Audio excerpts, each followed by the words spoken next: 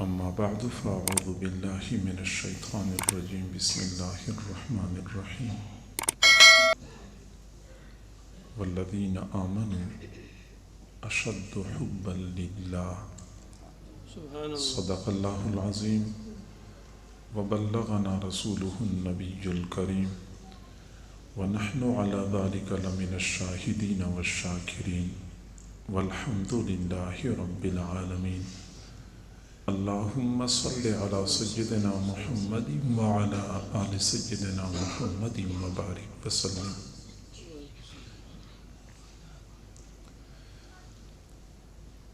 اللہ رب العزت نے اپنی قدرت کاملہ سے انسان کو پیدا فرمایا اور اپنی حکمت کاملہ سے انتہائی قیمتی اعضاء عطا فرمائے. انسان کا ہر عضو، ہر اندام اپنی جگہ پہ بے مثل اور بے مثال ہے. ہر اندام کو اللہ تعالیٰ نے ایک ڈیوٹی عطا فرمائی ہے اور اپنی استطاعت کے مطابق وہ ذمہ داری اچھے طریقے سے سر انجام دے رہا ہے. چنانچہ آنکھ کا کام دیکھنا ہے، کان کا کام سننا ہے، ناک کا کام سونگھنا ہے، زبان کا کام بولنا ہے. ایسی ہی اللہ تعالیٰ نے انسان کے سینے میں گوشت کا ایک لوتھڑا فٹ کر دیا ہے جسے ہم دل کہتے ہیں. دل کا کام محبت کرنا ہے. انسان کی آنکھ صحیح ہے اور کھلی ہے، وہ چاہے یا نہ چاہے سامنے والی چیزیں نظر آئیں گی. ناک صحیح ہے، بند نہیں ہے، بندہ چاہے یا نہ چاہے خوشبو اور بدبو کا احساس ہوگا. کان کھلے ہیں، صحیح ہیں، بندہ چاہے یا نہ چاہے اس میں آوازیں آئیں گی کیونکہ یہ اس کی ڈیوٹی ہے، اس نے آواز محسوس کرنی ہے.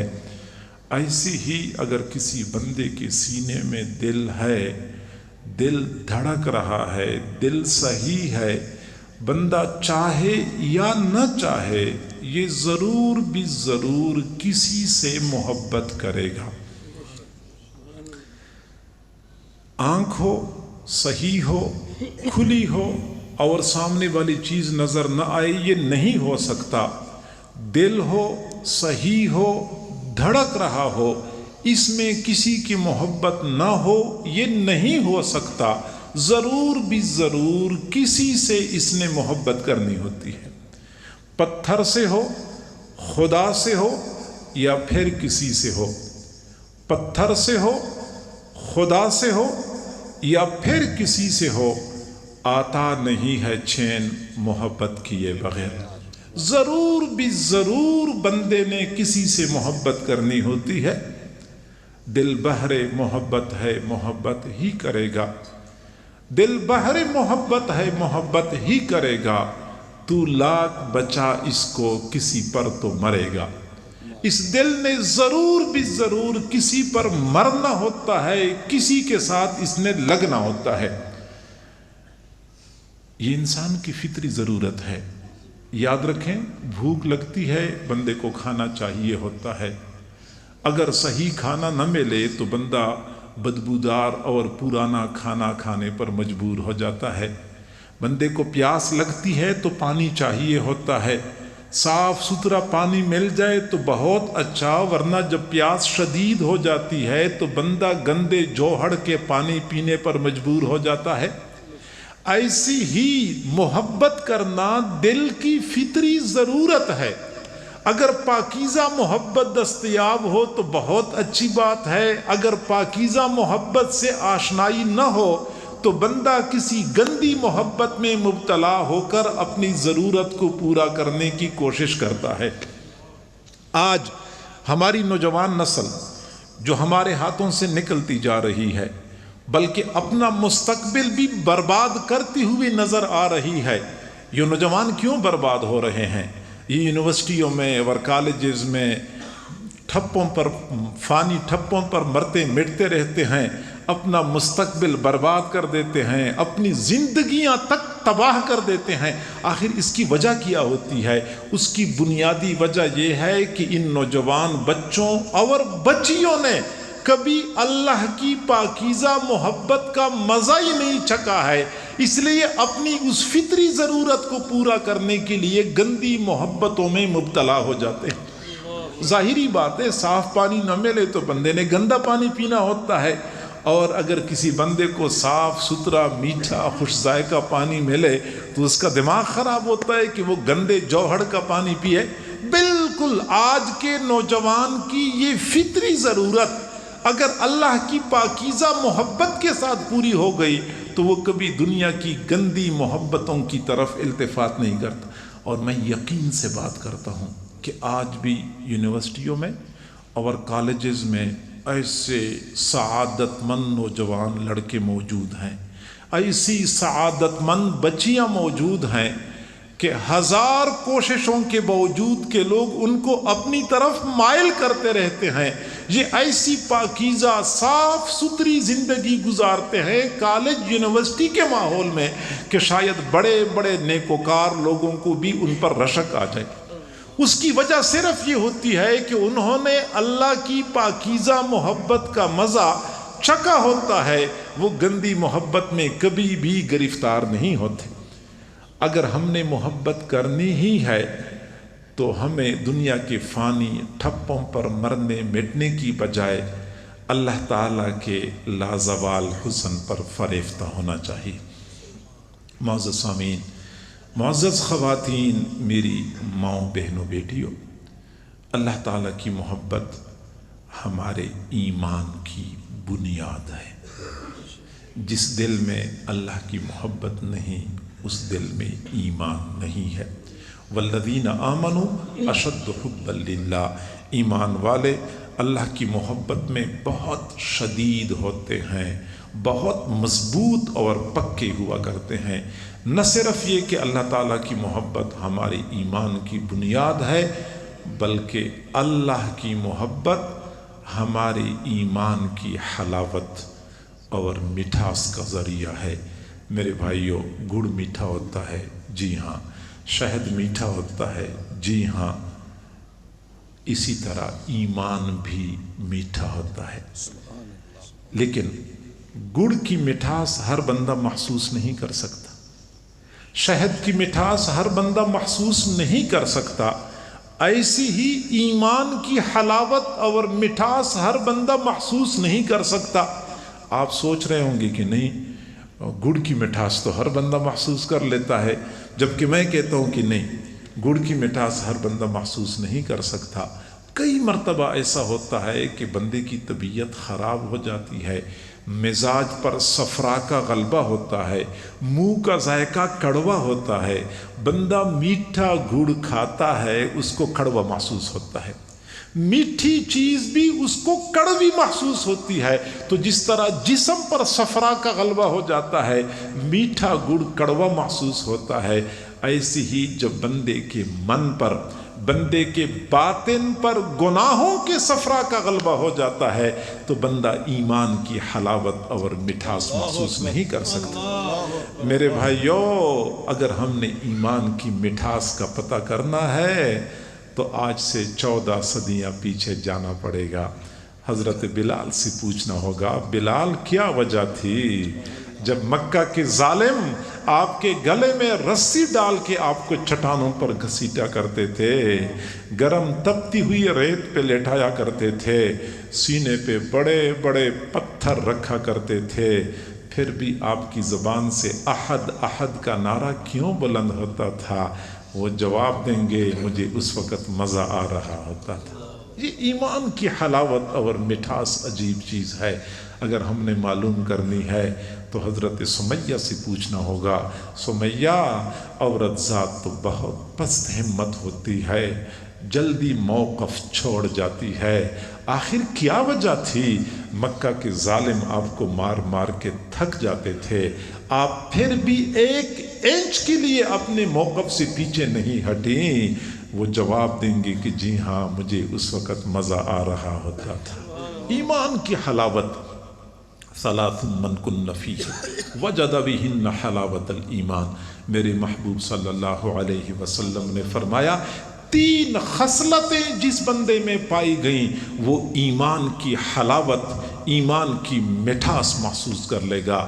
ان یکون اللہ ورسولہ احب الیہ مما سواہما، بندے کو اللہ اور رسول کے ساتھ ما سوا سب سے زیادہ محبت ہو۔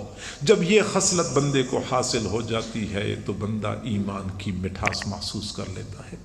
اس کا نتیجہ کیا نکلتا ہے؟ اس کا نتیجہ یہ ہوتا ہے کہ بندہ نیک اعمال کی لذت سے آشنا ہو جاتا ہے۔ نماز میں لذت ہے، تلاوت میں لذت ہے، ذکر اذکار میں لذت ہے، لیکن معزز سامعین، ہم محروم ہیں، ہمیں نماز کی لذت کا پتہ نہیں ہے، ہمیں تلاوت کی لطف کا سے کوئی آشنائی نہیں ہے، کوئی پتہ نہیں ہے، لیکن ان اعمال میں لذت پوشیدہ ہے۔ یاد رکھیں، جس طرح مادی دنیا میں کچھ لذات ہوتی ہیں، ایسی ہی روحانی دنیا میں بھی کچھ لذات ہوتی ہیں۔ مادی دنیا میں نرم اور مرغن غذائیں کھانے کا اپنا مزہ ہے، لیکن اللہ رب العزت کی خاطر بھوکا پیاسا رہنے کا اپنا مزہ ہے۔ دوستوں کے درمیان محفلوں میں کھلکھلا کے ہنسنے کا اپنا مزہ ہے، جبکہ رات کی تنہائیوں میں اللہ رب العزت کے سامنے آنسو بہانے کا اپنا مزہ ہے۔ نرم نرم بستروں پہ شباشی کرنے کا اپنا مزہ ہے، جبکہ سردی کے موسم میں آدھی رات کے وقت اپنے اللہ کے سامنے رکوع سجدہ کرنے کا اپنا مزہ ہے۔ سکرین کے سامنے بیٹھ کے تھرکتے جسموں کے تماشے دیکھنے کا اپنا مزہ ہے۔ قرآن عظیم الشان کو کھول کے تلاوت کرنے کا اپنا مزہ ہے۔ دوسروں کی بیٹیوں کے ساتھ پوری رات موبائل فون کے ذریعے رابطہ کرنے کا اپنا مزہ ہے، جبکہ رات کے آخری پہر اپنے محبوب پروردگار کے ساتھ تار جوڑنے کا اپنا مزہ ہے۔ یار دوستوں کے ساتھ سیر سپاٹوں پہ جانے کا اپنا مزہ ہے، جبکہ اللہ تعالیٰ کی دین کی خاطر در در کی ٹھوکریں کھانے کا اپنا مزہ ہے۔ مادی دنیا کی اپنی لذات ہیں، روحانی دنیا کی اپنی لذات ہیں۔ افسوس سے کہنا پڑتا ہے کہ ہمیں مادی دنیا کی لذات کا تو پتہ ہے، جبکہ روحانی دنیا کی لذات سے ناآشنا ہیں۔ ہمیں نہیں معلوم نماز میں کیا لطف پوشیدہ ہے، ہمیں نہیں پتا کہ اللہ کا نام لیتے وقت بندے کا منہ کیسے میٹھا ہو جاتا ہے۔ حضرت حاجی امداد اللہ مہاجر مکی رحمت اللہ علیہ سے کسی نے عرض کیا، حضرت سنا ہے جنت میں حور و قصور ہوں گے، حور کہتے ہیں حور کو، قصور کہتے ہیں محلات کو، سنا ہے جنت میں حور و قصور ہوں گے۔ فرمایا جی ہاں، سنا تو میں نے بھی ہے کہ جنت میں حور و قصور ہوں گے، لیکن میں اگر جنت گیا میں کہوں گا اللہ نہ مجھے حور چاہیے نہ قصور چاہیے، مجھے عرش کی نیچے ایک مصلی بچھانے کی جگہ چاہیے، میں مصلی بچھاؤں اور نماز پڑھنے میں مصروف ہو جاؤں۔ معلوم نہیں ان حضرات کو نماز میں کیا لطف ملتا ہوگا کہ جنت کے حور و قصور کو بھی نماز کے لطف پر قربان کرنے کے لیے تیار تھے۔ میرے بھائیو، ہمارے لیے تو 5 نمازیں پڑھنا ایک مصیبت، نہیں پڑھ سکتے۔ ظہر کی پڑھ لیتے ہیں تو عصر کی قضا ہو جاتی ہے، عصر کی پڑھ لیتے ہیں تو مغرب کی نہیں پڑھ سکتے، فجر کی تو اکثر قضا ہو جاتی ہے۔ جن لوگوں کے دلوں میں اللہ کی محبت کی آگ لگی ہوتی ہے، ان کا 5 نمازوں سے گزارا نہیں ہوتا، 5 نمازوں کے علاوہ اور اوقات کی تلاش میں ہوتے ہیں۔ فجر کی 4 رکعتیں پڑھ لیتے ہیں، پھر ان کو چین نہیں آتا، تھوڑی دیر بعد اشراق کا بہانہ بنا لیتے ہیں، اپنے محبوب پروردگار کے ساتھ تار جوڑ لیتے ہیں، پھر کچھ دیر کے بعد چاشت کا بہانہ بنا کے اپنے اللہ کے ساتھ محو گفتگو ہو جاتے ہیں، مغرب کے بعد اوابین کے ذریعے اپنے محبوب سے راز و نیاز میں مصروف ہو جاتے ہیں، اور جب رات کا آخری پہر ہوتا ہے ساری دنیا میٹھی نیند کے مزے لے رہی ہوتی ہے۔ یہ عشاق ہی تو ہوتے ہیں، یہ اللہ کی محبین ہی تو ہوتے ہیں جن کو چین نہیں آتا، محبت ان کو مصلے پہ کھڑا کر دیتی ہے، رات کے آخری پہر اپنے محبوب کے ساتھ تار جوڑ کے اپنے عشق اور محبت کی آگ کو ٹھنڈا کرنے کی کوشش کر رہے ہوتے ہیں۔ مجھ کو نہ اپنا ہوش نہ دنیا کا ہوش ہے، مجھ کو نہ اپنا ہوش نہ دنیا کا ہوش ہے، رہتا ہوں مست ہو کے تمہارے جمال میں، تاروں سے پوچھ لو میری روداد زندگی، تاروں سے پوچھ لو میری روداد زندگی، راتوں کو جاگتا ہوں تمہارے خیال میں۔ پھر بندے کے لیے راتوں کا اٹھنا آسان ہو جاتا ہے۔ میرے بھائیوں، ہمارا حال یہ ہے کہ فجر کی نماز کے لیے الارم لگانے پڑتے ہیں۔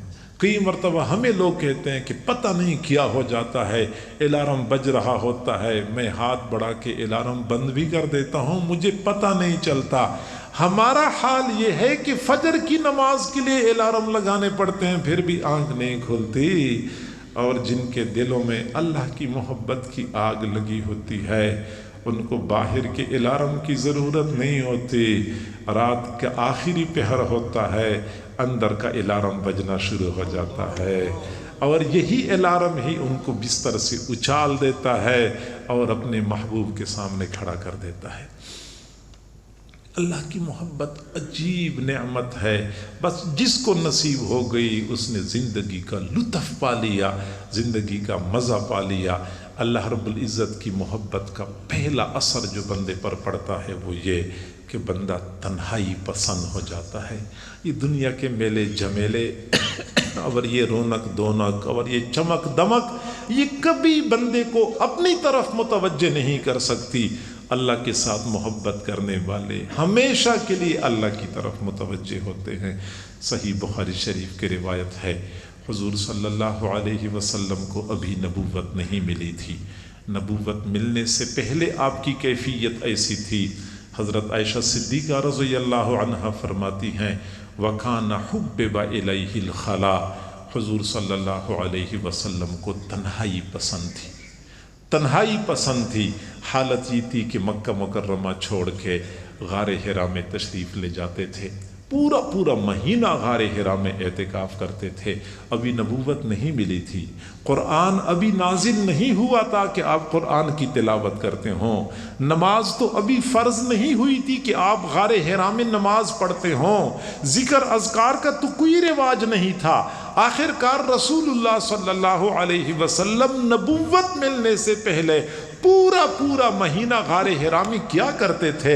اپنے محبوب پروردگار کے ساتھ راز و نیاز میں مصروف ہوتے تھے۔ بندے کو تنہائی پسند ہو جاتی ہے۔ حضرت عیسیٰ علیہ السلام کہیں تشریف لے جا رہے تھے، ایک باغ میں ایک نوجوان کام کرتا ہوا نظر آیا۔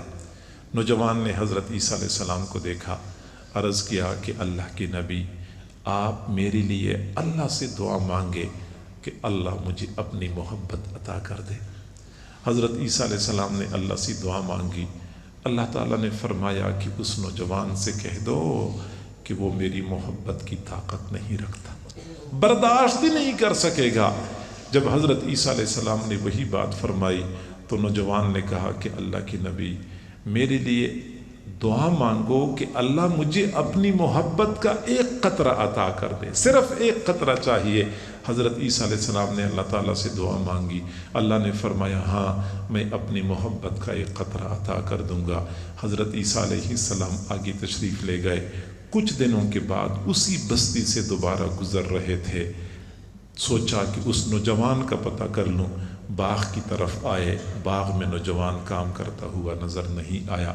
لوگوں سے پوچھا کہ کہاں گیا وہ نوجوان؟ لوگوں نے کہا پتہ نہیں اس کو کیا ہو گیا، صحراؤں میں پھرتا رہتا ہے، جنگلوں میں پہاڑوں میں پھرتا رہتا ہے، وہاں پہ تلاش کرو۔ حضرت عیسیٰ علیہ السلام اس نوجوان کی تلاش میں نکل پڑے، صحراؤں میں دیکھا، جنگلوں میں دیکھا، پہاڑ کے دامن پہ پہنچے، چٹان کے پیچھے سے کسی کے رونے کی آواز آ رہی تھی۔ حضرت عیسیٰ علیہ السلام دوسری جانب سے آئے تو کیا دیکھا وہی نوجوان ہے، آنکھیں بند ہیں، آنکھوں سے موٹے موٹے آنسو گر رہے ہیں۔ حضرت عیسیٰ علیہ السلام نے سلام کیا، نوجوان نے سلام کا جواب نہیں دیا۔ آپ نے پھر سلام کیا، نوجوان نے سلام کا جواب نہیں دیا۔ آخر کار فرمایا کہ نوجوان تو مجھے جانتا نہیں ہے میں کون ہوں؟ میں وہی عیسیٰ ہی تو ہوں جس نے اللہ سے آپ کے لیے اللہ کی محبت مانگی تھی۔ آپ میرے سلام کا جواب کیوں نہیں دیتے؟ نوجوان نے تو سلام کا جواب نہیں دیا، البتہ اللہ رب العزت نے جواب دیا کہ میں جس کے دل میں اپنی محبت کا ایک قطرہ ٹپکا دیتا ہوں، وہ دوسروں کے سلام کا جواب تو درکنار، دوسروں کی طرف ایک مرتبہ نگاہ اٹھا کے دیکھنا بھی گوارا نہیں کرتا۔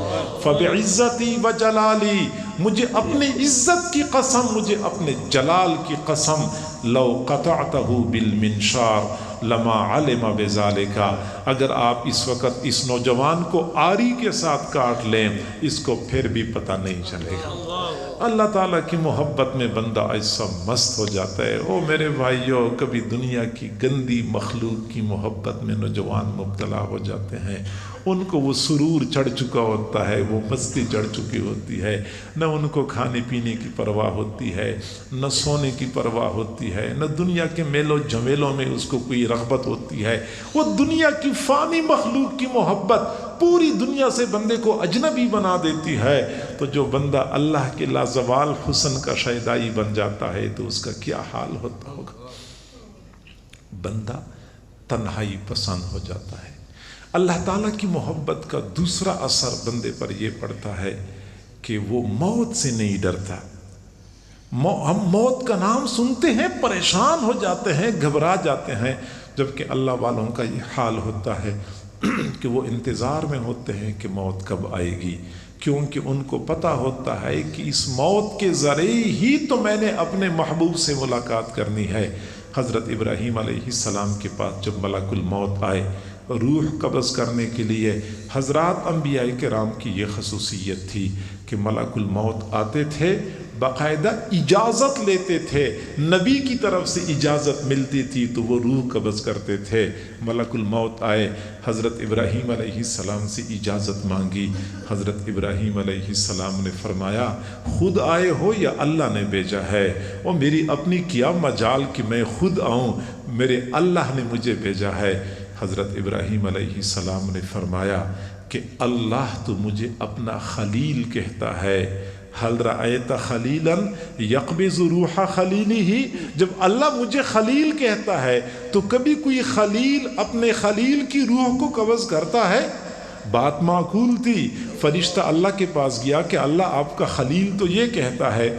اللہ رب العزت نے فرمایا کہ میرے خلیل سے کہہ دو حل رأیت خلیلا یکرہ لقاء خلیلہ، کیا آپ نے کسی خلیل کو دیکھا ہے جو اپنے خلیل سے ملاقات کو ناپسند کرتا ہو؟ جب یہ مجھے اپنا خلیل کہتے ہیں تو پھر مجھ سے ملاقات کو ناپسند کیوں کرتے ہیں؟ فرشتے نے حضرت ابراہیم علیہ السلام کو عرض کیا کہ اللہ نے یہ فرمایا اچھا اللہ سے ملاقات ہونی ہے، پھر جلدی کرو میری روح قبض کر لو، مجھے اپنے رب سے واصل کر دو۔ کبھی بھی موت سے نہیں ڈرتے۔ ہمارے نقش بندیہ سلسلے کے ایک بزرگ تھے، طبیعت خراب تھی، رات کا آخری پہر تھا اور گھر والے جو تھے وہ تیمارداری میں مصروف تھے، کمرہ بند تھا۔ اچانک فرمانے لگے مرحبا مرحبا، تو کتنا اچھا مہمان ہے، میں تو سال ہا سال سے تیرا انتظار کرتا رہا۔ گھر والوں نے دائیں بائیں دیکھا، کمرے میں کوئی داخل ہی نہیں ہو چکا تھا۔ سمجھنے لگے، سوچنے لگے شاید بیماری کی شدت کی وجہ سے دماغی توازن خراب ہو چکا ہے، اس لیے ایسی باتیں کر رہے ہیں۔ لیکن جب تھوڑی دیر بعد روح پرواز کر گئی تب پتہ چلا کہ وہ تو ملک الموت کو مرحبا کہہ رہے تھے۔ ملک الموت کو مرحبا کہتے تو کتنا اچھا مہمان ہے، میں تو سال ہا سال سے تیرا انتظار کرتا رہا۔ یہ دوسرا اثر ہوتا ہے۔ اور اللہ تعالیٰ کی محبت کا تیسرا اثر یہ ہوتا ہے کہ بندے کو اللہ کے کلام سے محبت ہو جاتی ہے۔ جس کو اللہ سے محبت ہوگی ضرور اس کو اللہ کے کلام قرآن عظیم الشان سے محبت ہوگی۔ اور یہی وجہ ہے کہ یہ اللہ والے، یہ اللہ کے عشاق جب قرآن پڑھنا شروع کر دیتے ہیں یا سننا شروع کر دیتے ہیں تو کبھی ان کا جی نہیں بھرتا۔ حضور صلی اللہ علیہ وسلم کے صحابہ میں سے ایک صحابی حضرت ابو موسیٰ اشعری رضی اللہ تعالیٰ عنہ تھے۔ اللہ رب العزت نے بہت پیاری آواز عطا فرمائی تھی۔ حضور نے ابو موسیٰ اشعری کو فرمایا لقد اوتیت مزمارا من مزامیر آل داود، جس طرح کہ حضرت داود علیہ السلام کو اللہ نے پیاری آواز عطا فرمائی تھی، ابو موسیٰ آپ کو بھی اللہ نے ایسی ہی پیاری آواز عطا فرمائی ہے۔ اور یہ اشعری قبیلے کے لوگ تھے۔ حضرت ابو موسیٰ اشعری کی آواز بہت پیاری تھی اور اشعری قبیلے کے سارے لوگوں کی آوازیں بہت پیاری تھیں۔ چنانچہ حضور صلی اللہ علیہ وسلم فرماتے ہیں رات کا آخری پہر ہوتا ہے، جب میں رات کے آخری پہر چل رہا ہوتا ہوں تو اشعری قبیلے کے لوگ اپنے خیموں میں، اپنے گھروں میں قرآن کی تلاوت کر رہے ہوتے ہیں۔ میں قرآن کی تلاوت کی آواز سے پہچان لیتا ہوں کہ اس گھر میں کوئی اشعری قبیلے کا بندہ ہے۔ اس قدر محبت کے ساتھ وہ لوگ قرآن پڑھتے تھے۔ آپ صلی اللہ علیہ وسلم رات کے آخری پہر مدینہ منورہ کی گلی میں جا رہے تھے۔ ابو موسیٰ اشعری رضی اللہ تعالیٰ عنہ اپنے گھر کے صحن میں کھڑے ہو کے قرآن کی تلاوت کر رہے تھے۔ چھوٹا سا صحن تھا، چھوٹی دیواریں تھیں، اپنے گھر کے صحن میں کھڑے تھے، تہجد کی نماز میں قرآن کی تلاوت کر رہے تھے۔ حضور صلی اللہ علیہ وسلم گلی سے گزر رہے تھے تو ابو موسیٰ اشعری کی تلاوت کی آواز کان میں پہنچ گئی۔ چنانچہ حضور صلی اللہ علیہ وسلم نے وہیں پہ کھڑے ہو کے قرآن سننا شروع کر دیا۔ ابو موسیٰ اشعری قرآن پڑھتے گئے، حضور باہر گلی میں کھڑے ہو کے قرآن سنتے رہے۔ کافی دیر تک یہ سلسلہ چلا۔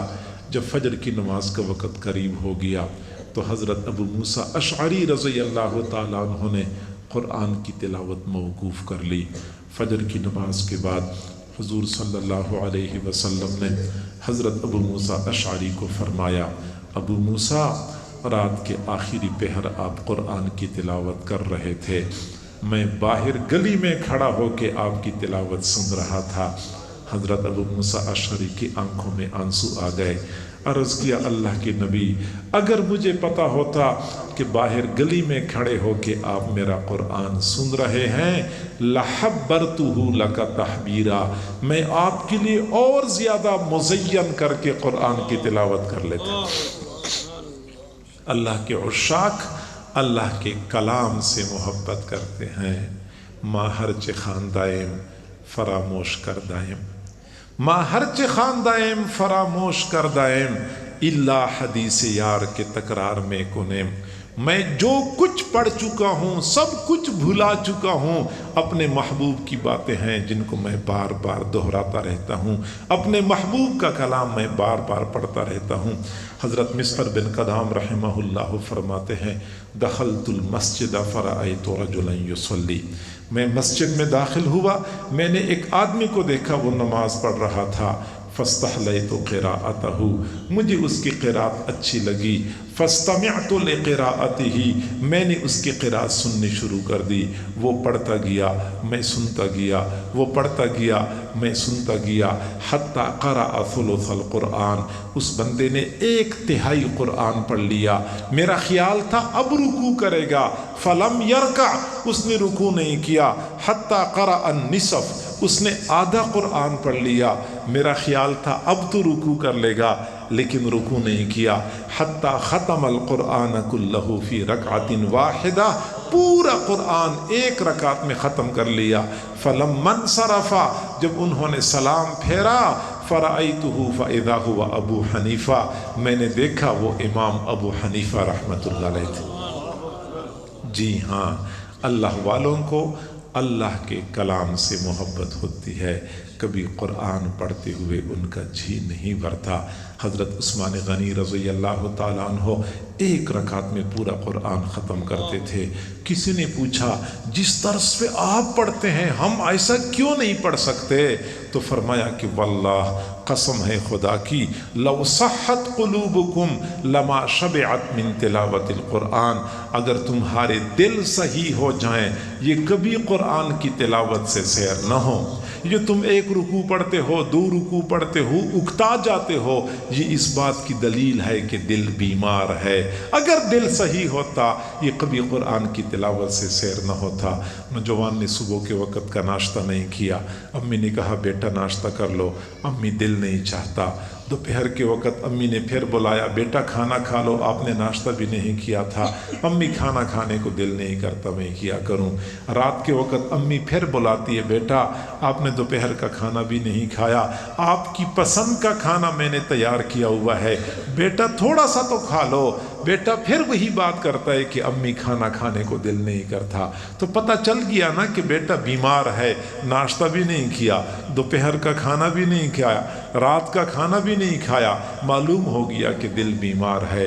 صبح کی نماز بھی نہیں پڑھی، ظہر کی نماز بھی نہیں پڑھی، عصر بھی نہیں پڑھی، مغرب بھی نہیں پڑھی، عشاء میں بھی نماز پڑھنے کو دل نہیں کرتا، تو پتہ چل جاتا ہے نا کہ بندہ بیمار ہے۔ اگر یہ صحت مند ہوتا یہ کبھی نماز کے بغیر چین نہ حاصل کرتا۔ بہرحال اللہ تعالیٰ کی محبت بہت بڑی نعمت ہے، جس کو حاصل ہو جاتی ہے وہ زندگی کا حقیقی لطف پا لیتا ہے۔ ہمیں بھی چاہیے کہ ہم اپنے پیارے اللہ کی محبت کے حصول کے لیے فکر مند ہو جائیں۔ ہم اپنے اللہ کی محبت کیسے حاصل کر سکتے ہیں؟ دو آسان طریقے ہیں، دو طریقوں سے اللہ کی محبت کو حاصل کیا جا سکتا ہے۔ پہلا طریقہ یہ کہ ہم اللہ کا ذکر کثرت سے کیا کریں، کیونکہ بندہ جس چیز کا تذکرہ کثرت سے کرتا ہے تو اس کی محبت دل میں آ جاتی ہے۔ جس چیز کا تذکرہ کثرت سے کریں گے دل میں اسی چیز کی محبت آئے گی۔ تو اللہ کا ذکر کثرت سے کریں گے تو اللہ کی محبت دل میں آ جائے گی۔ حضرت مولانا اشرف علی تھانوی رحمۃ اللہ علیہ فرماتے ہیں کہ میری جوانی کے ایام تھے، ایک اللہ والے سے ملاقات ہوئی، میں نے عرض کیا کہ حضرت دل میں اللہ کی محبت محسوس نہیں کرتا۔ فرمایا اشرف علی اللہ کی محبت چاہیے؟ میں نے کہا ہاں حضرت اللہ کی محبت چاہیے۔ فرمایا اشرف علی ہتھیلیوں کو رگڑو۔ میں نے رگڑا، پوچھا کیا محسوس کرتے ہو؟ حضرت حرارت محسوس کرتا ہوں۔ فرمایا اور رگڑو۔ میں نے اور رگڑا، پوچھا اب کیا محسوس کرتے ہو؟ حضرت حرارت بڑھ گئی ہے۔ فرمایا اور رگڑو۔ جب میں نے اور رگڑا، پوچھا اب کیا محسوس کرتے ہو؟ حضرت اب تو یوں محسوس ہو رہا ہے جیسے میری ہتھیلیوں کو آگ لگی ہوئی ہو۔ فرمایا اشرف علی ہتھیلی کو ہتھیلی سے رگڑتے ہو تو حرارت پیدا ہو جاتی ہے۔ ایسے ہی جب اللہ کا نام لوگے، اللہ کے نام کی ضرب دل پہ لگاؤ گے تو دل کو رگڑا لگے گا، اور جب یہ رگڑا بار بار لگے گا تو دل میں اللہ کی محبت کی حرارت پیدا ہو جائے گی۔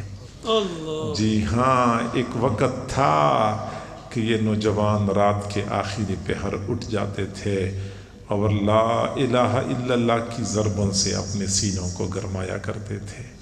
آنکھیں ترستی ہیں دوبارہ کبھی وہ منظر دیکھنے کو نصیب ہو جائے کہ رات کا آخری پہر ہو، کوئی نوجوان تو ایسا ہو، گھر میں ایک فرد تو ایسا ہونا چاہیے جو رات کے آخری پہر اٹھ جائے اور لا الہ الا اللہ کی ضربیں لگا لگا کے نہ صرف یہ کہ اپنے سینے کو گرمائے بلکہ گھر کے دوسرے افراد کی سینے بھی حرارت محسوس کرنا شروع کر دیں۔ اللہ کا ذکر کثرت سے کریں، دل میں اللہ کی محبت کی حرارت پیدا ہو جائے گی۔ دوسرا طریقہ یہ ہے کہ اس دنیا میں کچھ ایسی شخصیات موجود ہیں جن کے دلوں میں اللہ کی محبت کی آگ لگی ہوئی ہے۔ اگر ہم اپنے دلوں کو ان کے دلوں کے ساتھ جوڑیں گے، نتھی کریں گے، تو محبت کی آگ ہمارے دلوں میں بھی منتقل ہو جائے گی۔ اصول یہ ہے، خدا نخواستہ کسی ایک گھر کو آگ لگ جائے تو اگلے گھر میں خود بخود منتقل ہو جاتی ہے۔ ایسی ہی کسی دل میں اللہ کی محبت کی آگ لگی ہوتی ہے تو دوسرے دل میں خود بخود منتقل ہو جاتی ہے۔ جو آگ کی خاصیت وہ عشق کی خاصیت، جو آگ کی خاصیت وہ عشق کی خاصیت، ایک خانہ بخانہ ہے، ایک سینہ بسینہ، ایک گھر سے دوسرے گھر میں آگ منتقل ہو جاتی ہے، ایسی ہی ایک دل سے دوسرے دل میں اللہ کی محبت کی آگ منتقل ہو جاتی ہے۔ اگر ہم یہ چاہتے ہیں کہ اللہ کی محبت ہمیں حاصل ہو جائے تو ان حضرات سے تعلق جوڑنا پڑے گا جن کے دلوں میں اللہ کی محبت کی آگ لگی ہوتی ہے، ان کا دامن تھام کے، ان کی صحبت میں بیٹھ کے، ان کے ساتھ تعلق جوڑ کے ہم بھی غیر محسوس طریقے سے اپنے دلوں میں محبت کی آگ کو منتقل کر دیں گے۔ لہٰذا ہمیں چاہیے کہ ہم اللہ والوں کے ساتھ تعلق جوڑیں، اور یہ اللہ والوں کی خانقاہیں یہ اللہ کی محبت کی دکانیں ہوتی ہیں۔ حضرت مولانا فضل الرحمن گنج مراد آبادی رحمۃ اللہ علیہ نے ایک مرتبہ حضرت مولانا اشرف علی تھانوی رحمۃ اللہ علیہ سے فرمایا، اشرف علی کبھی اللہ کی محبت کی دکان دیکھی ہے؟ کبھی اللہ کی محبت کی دکان دیکھی ہے؟ حضرت تھانوی رحمۃ اللہ علیہ نے تھوڑی دیر کے لیے سوچا، پھر فرمایا جی ہاں، میں نے اللہ کی محبت کی 2 دکانیں دیکھی ہیں، ایک دہلی میں شاہ غلام علی دہلوی رحمۃ اللہ علیہ کی خانقاہ ہے، اور ایک شاہ آفاق رحمۃ اللہ علیہ کی خانقاہ ہے۔ یہ 2 خانقاہیں یہ اللہ کی محبت کی دکانیں ہیں، لوگ وہاں پہ جاتے ہیں، اللہ کی محبت حاصل کرتے ہیں۔ اور ایک وقت تھا کہ جب لوگوں کو اللہ کی محبت کی ضرورت محسوس ہوتی تھی تو کسی اللہ والی کی خانقاہ میں جاتے تھے، کوئی 40 دن گزارتا تھا، کوئی 6 مہینے گزارتا تھا، کوئی سال گزارتا تھا، اللہ کی محبت کی پڑیا لے کر واپس اپنے گھروں کو لوٹ جایا کرتے تھے۔ اور آج بھی اسی چیز کی ضرورت ہے۔ نوجوان بیچارے دنیا کی فانی مخلوق کی محبت کی وجہ سے پریشان ہو جاتے ہیں، کئی مرتبہ خودکشی کے بارے میں سوچنا شروع کر دیتے ہیں۔ یہ ناکام محبتیں، یہ ذلت آمیز محبتیں نوجوانوں کے مستقبل کو تباہ و برباد کر دیتی ہیں۔ اگر وہ چاہتے ہیں کہ مجھے اس گندی محبت سے چھٹکارا مل جائے، اس ذلت اور رسوائی سے مجھے نجات مل جائے، تو اندھیرے کو ڈنڈے کے زور پہ نہیں بھگایا جا سکتا۔ یہ جو دل میں ظلمت بھری ہوئی ہے، یہ گند بھرا ہوا ہے، اس ظلمت اور اندھیرے کو ختم کرنے کے لیے اللہ کی محبت کا چراغ جلانا پڑتا ہے۔ اللہ کی محبت کا چراغ جلانا پڑتا ہے۔ جب یہ چراغ جل جاتے ہیں تو فانی مخلوق کی محبتوں کے اندھیرے خود بخود نکل جاتے ہیں۔ عشق والے نہ دکان اپنی بڑا کر کے چلیں، عشق والے نہ دکان اپنی بڑا کر کے چلیں، ٹہر و منصور مجھے دل کی دوا لینے دو۔ اللہ تعالیٰ کے نیک بندے، اللہ کی مقربین الحمدللہ اس وقت بھی روئی زمین پر موجود ہیں۔ ہم اگر ان کے پاس جائیں، ان کی خانقاہ میں چند دن گزاریں، یہ اللہ کی محبت کی پڑیا آج بھی ہمیں مل سکتی ہے۔ کئی سارے لوگ دیکھ رہے ہوتے ہیں، جی تو چاہتا ہے کہ میں کسی اللہ والے کا دامن تھام لوں، لیکن کیا کروں، کوئی اللہ والا مجھے ملتا نہیں ہے، کوئی میرے معیار کے مطابق کوئی ملتا نہیں ہے۔ ہمارا معیار کیا ہے؟ ہم چاہتے ہیں کوئی جنید بغدادی مل جائے، کوئی بایزید بستامی مل جائے، اور ہم جنید بغدادی اور بایزید بستامی کا دامن تھام کے اپنے مقصد تک پہنچنے میں کامیاب ہو جائیں۔ تو میرے بھائیوں، بایزید بستامی کا زمانہ گزر چکا ہے، جنید بغدادی کا زمانہ گزر چکا ہے۔ ہم جنید بغدادی کی صحبت میں بیٹھنے کے قابل ہوتے تو ہمیں اللہ جنید بغدادی کے زمانے میں پیدا کر دیتا۔ ہاں، آج ایسے اللہ والے موجود ہیں، ہم کامل عقیدت اور محبت کے ساتھ، طلب کے ساتھ ان کے ساتھ اپنا تعلق جوڑیں گے تو انہی اللہ والوں کو اللہ تعالی ہمارے لیے جنید بغدادی ثابت فرما دیں گے، بایزید بستامی ثابت فرما دیں گے، اور یہی لوگ ہمیں اللہ تک پہنچائیں گے۔ علامہ اقبال نے کیا اچھی بات کی ہے، جلا دیتی ہے شمع کہنا کو موج نفس ان کی، جلا دیتی ہے شمع کہنا کو موج نفس ان کی، خدایا کیا چھپا ہوتا ہے اہل دل کی سینوں میں، نہ پوچھ ان خرقہ پوشوں کا، ارادت ہو تو دیکھ ان کو، यदे बैजा लिए बैठे हैं अपनी आसतीनों में, तमन्ना दर्द दिल की हो तो कर खिदमत फ़कीरों की, तमन्ना दर्द दिल की हो तो कर खिदमत फ़कीरों की, नहीं मिलता ये गौहर बादशाहों के ख़ज़ीनों में। जी हाँ, अल्लाह वालों की के कदमों में बैठ के हम अल्लाह की मोहब्बत को पा सकते हैं। यही वजह है कि हुजूर सल्लल्लाहु अलैहि वसल्लम दुआ मांगा करते थे, अल्लाहुम्मा इन्नी अस्अलुका हुब्बक, अल्लाह मैं तुझसे तेरी मोहब्बत का सवाल करता हूँ, व हुब्ब मन युहिब्बुक, और उन लोगों की मोहब्बत का सवाल करता हूँ जो तुझसे मोहब्बत करने वाले हैं। अल्लाह के नबी ने अल्लाह से सिर्फ अल्लाह की मोहब्बत नहीं मांगी, बल्कि अल्लाह वालों की मोहब्बत भी मांगी है, क्योंकि अल्लाह वालों के साथ ताल्लुक़, अल्लाह वालों की मोहब्बत बंदे को अल्लाह की मोहब्बत तक पहुंचाती है। हम अगर चाहते हैं कि हमें अल्लाह की मोहब्बत हासिल हो जाए तो अल्लाह वालों का दामन थामना होगा। अल्लाह ताला हम सबको अपनी मोहब्बत का वो कतरा नसीब कर दे जो हमें दुनिया की सारी मोहब्बतों से बेनियाज कर दे, एक अल्लाह के साथ हमें वाबस्ता फरमाए। व आखिर दावाना अनिल हम्दुलिल्लाहि रब्बिल आलमीन।